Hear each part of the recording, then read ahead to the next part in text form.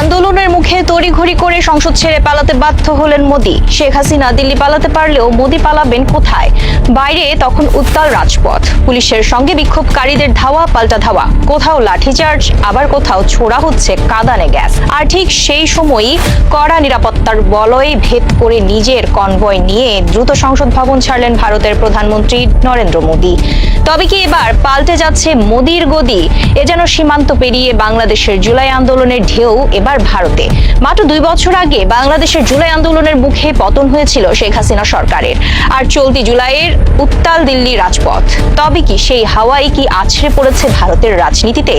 ভারতের সংসদের বর্ষাকালীন অধিবেশনের প্রথম দিনেই দিল্লির রাজপথ পরিণত হলো রণক্ষেত্রে।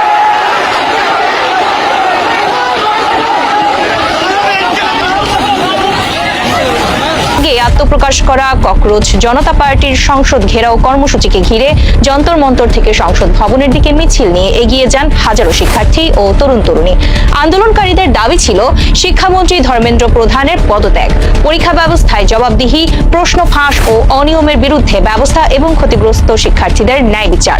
বিক্ষোভকারীরা সংসদ ভবনের দিকে এগোতে চাইলে পুলিশ ব্যারিকেড দিয়ে তাদের আটকে দেয়। এক পর্যায়ে শুরু হয় সংঘর্ষ।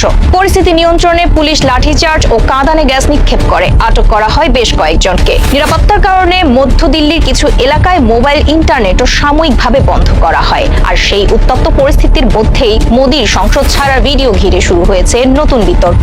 প্রশ্ন উঠছে, দিল্লির রাজপথে যে আগুন জ্বলছে তা কি শেষ পর্যন্ত পৌঁছে গেছে ভারতের ক্ষমতার কেন্দ্রেও?